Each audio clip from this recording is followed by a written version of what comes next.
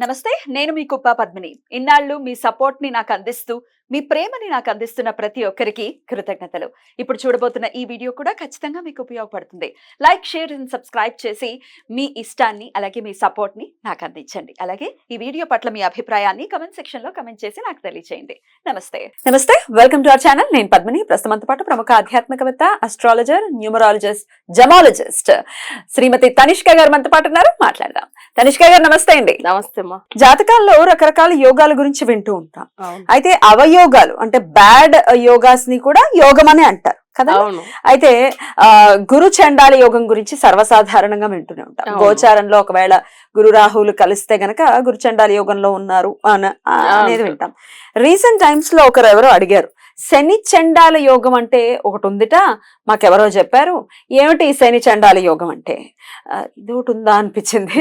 అసలు ఏమిటి ఈ శని చండాల యోగం అంటే? నిజంగానే ఉంటుందా? మరి దీని నుంచి బయటపడాలి అంటే, ఒకవేళ శని చండాల యోగం ఉంటే ఎట్లాంటి రిజల్ట్స్ ఇస్తుంది, బయటపడాలంటే ఏం చేయాలి అనేది ఒక్కసారి మీ ద్వారానే. ఓకే అమ్మా. ఇప్పుడు శని అనేటప్పుడు అందరికి ఒక రకమైన భయం ఉంటుంది. ఫస్ట్ అన్ని 9 గ్రహాల్లో శని గ్రహం గురించి చెప్తానే చాలా భయపడుతూ అలర్ట్ అయిపోతారు. ఎక్కువ ఏందంటే, కానీ నిజంగా చెప్పాలంటే చాలా మంచి చేసేది కూడా శనిదా. అంటే ఆయన పూర్వ జన్మ కర్మ ప్రకారము ఎవరికి శిక్ష ఇవ్వాలి, ఎవరికి మంచి చేయాలని చూసి చేస్తాడు. ఆయన ఒక ధర్మపుత్రుడినే చెప్పాలంటే ఓకేనా, న్యాయాన్ని గురించి ఆయన చేస్తాడు. ఒకరు తప్పు చేస్తారంటే వాళ్ళకి శిక్ష ఇవ్వాల్సింది ఇచ్చే కావాలి కదా. సో అలా ఇచ్చే ఆయన, అందుకే అందరూ భయపడతారు, అంతే, వేరేం లేదు. కానీ ఆయన ఎట్లా అంటే చాలా మందికి దోషంగా కూడా అయిపోతాడు. అంటే జాతకంలో వాళ్ళ పూర్వ జన్మ కర్మ ప్రకారం కొన్ని జాతకాల్లో తనే ఎక్కువ సమస్యలు ఇచ్చేలాగా అయిపోతుంది. అంటే వాళ్ళు చేసిన పాపాలు పెట్టి అలా ఉంటుంది. అయితే ఇప్పుడు వచ్చి శని బుధుడు కలిస్తే కూడా బుధ శని చండాల యోగం అంటారు. అది అస్సలు మిత్రులు కదా వీళ్ళిద్దరు. కానీ వీళ్ళిద్దరు అసలు మిథున రాశిలో కలవకూడదు. అంటే మిథునంలో శని ఉంటని మంచిది కాదు, తర్వాత కన్యా రాశిలో శని ఉంటని మంచిది కాదు. ఒకవేళ బుధుడు మకర రాశిలో కుంభరాశిలో ఉంటని సేమ్ అట్లనే చేస్తాడు. కానీ ఇంకొక విషయం ఏంటంటే, బుధుడు శని కలిసి ఉంటే కూడా అదే బుధ శని చండాల యోగమే ఉంటుంది. వీళ్ళు ఏం చేస్తారంటే, శని ఎంత దోషం ఇస్తాడో దానికంటే ఎక్కువ బుధుడు కూడా కలిసి ఇచ్చేస్తాడు. అందుకే ఏమైపోతుందంటే చాలా పవర్ఫుల్ దోషం ఉంటుంది. కాబట్టి వీళ్ళకి ఎందుకు అసలు మంచి, ఇప్పుడు కొన్ని జాతకాలకు చూసారంటే బుధుడు శని కలిసి కేంద్రంలో ఉన్నారు, త్రికోణంలో ఉన్నారు, అసలు బాగానే ఉంది కదా, ఇప్పుడు బుధుడు హౌస్ లోనే కదా బుధుడు ఉన్నాడు, కానీ దాంతో శని ఉంది కదా అని చెప్తాను. అయితే ఎందుకు ఫలితం ఇవ్వలేదు? బుధ దశ జరుగుతుంది, యోగంగా ఉన్నప్పుడు మంచి దశ కదా, అది బాగానే ఉండాలి కదా అని అంటే శని అక్కడ వచ్చి ఆపేస్తాడు. సో అప్పుడు ఏమైతుందంటే శని బుధుడు కలవడం అంత మంచిది కాదు ఒకటి. ఇంకొకటి వచ్చి శనితో రాహుకేతులు ఉండి కొన్ని ఆ గ్రహాలు అంటే ఆ దశ వచ్చినప్పుడు వాళ్ళకి అస్తమించి ఉన్నప్పుడు, లేకపోతే శని వగ్రమై ఉన్నప్పుడు వాళ్ళకి చాలా దోషాలు వస్తాయి శని వల్ల. ఇప్పుడు శని చండాలుడు అవుతున్నాడు అంటేనే సమస్యలు ఎక్కువ అవుతుందని అర్థం. అక్కడ ఎటువంటి సమస్యలు వస్తాయి? ఇప్పుడు కోర్టు కేసులు, యాక్సిడెంట్, తర్వాత ఏంది ఎక్కువ గొడవలు. సో అవి కాకుండా ఏంటంటే ఎప్పుడు అనారోగ్యం, అస్సలు ఆరోగ్యమే బాగుండదు, ఎప్పుడు సమస్యలు. ఆ ఇంట్లో చూసారంటే వాళ్ళ ఇంట్లో ఉన్న వాళ్ళందరూ చాలా డల్గా ఉంటారు. కొంతమంది ఇళ్ళు చూడండి, నెగిటివ్ పవర్, శని పవర్ ఉన్న హౌస్ లో ఉన్నారనుకోండి, అసలు వాళ్ళు ఎవరికి ఆరోగ్యం బాగుండదు. సో అది వాళ్ళు ఏంటంటే వాస్తు చూసి కట్టుకుని వెళ్ళాము, కానీ నెగిటివ్ గా జరుగుతుంది. అంటే శని ఒక పవర్ అక్కడ ఉంది. అప్పుడు వీళ్ళకి ఏమైతుందంటే, శని మంచోడుగా అయితే అసలు ఆయనలాగా యోగం ఇచ్చే వాళ్ళు ఎవరే లేదనే చెప్పాలి. బట్ ఆయన నెగిటివ్ అయిపోయాడు అనుకోండి, చాలా పవర్ఫుల్ గా దోషం ఇస్తాడు. సరే, ఈ దోషాల నుంచి బయటపడాలి ఎలా అనేది చూడాలి.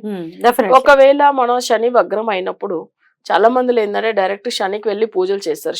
శనివారం తైలాభిషేకము, ఆయనకు నువ్వులతో అభిషేకం చేస్తారు, అర్చన చేస్తారు. బట్ ఇదంతా శని వగ్రం అయినప్పుడు చేయకూడదు. ప్రాబ్లం ఇంకా ఎక్కువ అవుతుంది. చాలా మందికి ఈ విషయం తెలియదు. మాంది గ్రహం అయితేనో శని అక్కడ డైరెక్ట్ గా వెళ్ళి శనికి పూజలు చేయకూడదు. అంటే అప్పుడు ఏం చేయాలంటే శనిని మనం వశం చేసుకోవాలి. తనకి డైరెక్ట్ గా పూజలు చేసుకోకుండా మనం ఏంటంటే ఆయన వశీకరణం చేసుకుంటేనే ఆయన మంచి చేస్తాడు. అట్లాగా మనం చేపిస్తాం. అందుకదా మనం ఇచ్చే రెమెడీ వాళ్ళకి ఎంత తొందరగా రిజల్ట్ అందుతుందంటే సరిగ్గా అక్కడ వగ్రమై ఉందా, లేదా మాంది గ్రహంగా ఉందా, లేదా ఎందుకు ఇట్లా సమస్యలు వస్తుందని కనిపెడతాం. సో దాని ప్రకారం రెమెడీ ఇవ్వడం వల్ల ఏమవుతుందంటే ఆ దోషం నుంచి బయటపడతారు. కొంతమందిలో శనికి డైరెక్ట్ గా కూడా వెళ్ళి పూజలు చేస్తూ ఉంటారు. డైరెక్ట్ ఫేస్ టు ఫేస్ చూసి మొక్కకూడదు. అవునా? శని ఒక చూపు శని ఒక చూపు మన మీద పడకూడదు, సైడ్ లోంచి పూజ చేయాలి. ఇంకొకటి ఏంటంటే ఆయనకు వచ్చే ఎప్పుడైనా కానీ నువ్వులతో ఏదైనా ప్రసాదంగా చేసి దానం ఇస్తారు.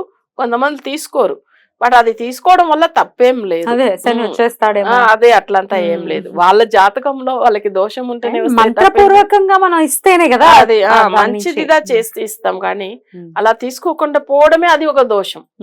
ప్రసాదం దేవుడు గుడిలో ఇచ్చినప్పుడు అది తీసుకోవాలి. అప్పుడు శనిని నువ్వు అంటే ఆయన అవమానించడమే కదా. అట్లా చేయకూడదు.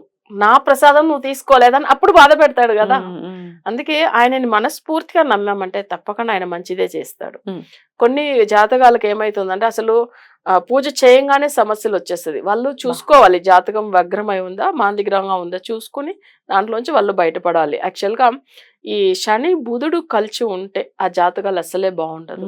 సో దానికి తగిన రెమెడీ ఫాలో అవుతారు అనుకోండి, తప్పకుండా వాళ్ళకి శని యోగం ఇస్తాడు. అంటే మనకి ఇప్పుడు చండాల యోగం అనేది ఆ పేరు చండాలని చెప్తారు, ప్లస్ యోగం కూడా ఉంది. ఆ చండాలని ఆ దోషం తీసేసి యోగమే వస్తుంది కదా. సో అందుకే ఆ దోషం తీసేసి యోగంగా మార్చుకోవాలి మనం. మన వల్ల అయ్యేది కాదనేది ఏం లేదు. భగవంతుడు మనకు జ్యోతిష్యం అనేది పెద్ద గిఫ్ట్ గా చాలా పెద్ద వరం అది. అది లేకపోతే మనం ఏం చేయగలుగుతాం చెప్పండి. అయితే ఇది చూడడానికి కూడా వారి కర్మల రాసిపెట్టి ఉంటది. ఈ రోజు వీళ్ళ దగ్గర వెళ్తే మీకు ఆ సమస్య సాల్వ్ అవుతుంది అని. సో ఆ రోజుదా అపాయింట్మెంట్ తీసుకుని వాళ్ళు చూపించుకుంటారు జాతకాలు. ఒక మంచి అస్ట్రాలజర్ని కలవాలంటే కూడా వాళ్ళ జాతకంలో వాళ్ళకి ఏంటంటే ఆ అనుగ్రహం ఉండాలి. ఆ టైం వచ్చినప్పుడు అవుతుంది. సో అప్పుడుదా వాళ్ళు ఆ సమస్యల నుంచి బయటపడతారు. అయితే వేరేమీ లేదు. రైట్. అయితే ఖచ్చితంగా శనికి సంబంధించినటువంటి వశీకరణ పూజలు ఏవైతే ఉన్నాయో అవి చేసుకోవాలి. అవి చేసుకుంటే కనుక ఈ శని చండాల యోగం నుంచి బయటపడతారు. అంతేనండి? అయితే ఇది ఎన్నాళ్ళు ఉంటుందండి ఇది పూజ చేసుకోవటం? కానీ ఎన్నాళ్ళు ఉంటుంది అనుకోవచ్చు? అంటే మన చేపించే పూజ ఒక మండలం అంటే 48 రోజులు. ఒక రోజుకి క్లయింట్ చూడండి స్టార్ట్ చేసిన 1 వీక్ లో బాగా అయిపోయింది, 15 రోజుల్లో మంచిగా అయింది, సో 2 రోజుల్లో బాగా అయింది అని చెప్పిన వాళ్ళు కూడా ఉంటారు. కానీ వాళ్ళకు ప్రాపర్ రెమెడీ అనేది అందిపోతుంది. ఇప్పుడు ఒక 2 months అయిందని కూడా చెప్తారు. ఎందుకంటే పిల్లల గురించి తల్లిదండ్రులు చేసే వల్ల కొంచెం టైం పడుతుంది మంచిగా అవుతుంది, తొందరగా రిజల్ట్ కనిపిస్తాయి వాళ్ళకి. అంతే, వేరేం లేదు. కానీ మనం ఏ గ్రహాలు వగ్రమై ఉన్నా, మాంది గ్రహంగా ఉంటేనో లేకపోతే అది నీచంగా ఉంటేనో, సో వాళ్ళకి అస్తమించి ఉంటానో, వాళ్ళకి ఏం అవసరమో, ఇప్పుడు వాళ్ళకి జాతక రీతిగా వాళ్ళకి ఉద్యోగం అంటే ఉద్యోగం గురించి, లేదా ఆర్థిక ఇబ్బందులు పడుతున్నారా దాని గురించి, ధన వశీకరణం, సో అవన్నీ ప్రతిదీ మనం చేపిస్తాం. దానివల్ల ఏమైతుందంటే ఫుల్ జాతకం అనలైజ్ చేసి దాని తర్వాత వాళ్ళు ఫాలో అవుతారు అనుకోండి, 100% రిజల్ట్ అయితే కనిపిస్తాయి. బ్యూటిఫుల్. అయితే మనకి మనం చేసుకోవడానికి ఇంట్లో చేసుకోవడానికి అంటూ ఏమి ఉండవా అండి? శనికి చేయలేదు కదా కొంతమందిలో. అయితే కొన్ని జాతకాలకు శని గ్రహం గురించి ఇంట్లోనే చేసుకోవచ్చు. శనికి సంబంధించిన యంత్రం రెడీ చేసుకోవాలి. తర్వాత ఏంటంటే ఆయనకు సంబంధించిన నువ్వులు, నెక్స్ట్ వచ్చి ఆయన సంబంధించిన గాయత్రి మంత్రం, శని గాయత్రి మంత్రం, శని హోరాలో కానీ శనివారం కానీ స్టార్ట్ చేయవచ్చాము. సో ఇవన్నీ ఉంటుంది, అది ఒక ప్రొసీజర్ ఉంది, అలా కూడా చేసుకోవచ్చు. కానీ వాళ్ళ జాతకంలో ఎలా ఉన్నాడనే ఖచ్చితంగా చూడాలి, చూసుకునిదా చేయాలి. లేకపోతే కొన్ని జాతకాలు డైరెక్ట్ శనికెళ్ళి పూజ చేయవచ్చు, అస్సలు చాలా బాగుంటది. అయితే ఇప్పుడు ప్రెసెంట్ కూడా తను వగ్రంలో ఉన్నారు. నవంబర్ 15 వరకు కొంచెం వగ్రంలో ఉంటారు. సో ఇది వచ్చి శనికి సంబంధించిన సంవత్సరం 2024 అనేది కూడా.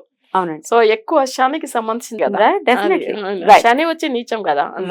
బ్యూటిఫుల్ అండి, చాలా అద్భుతంగా వివరించారు. కృతజ్ఞతలు అండి. నమస్తే. నమస్తే.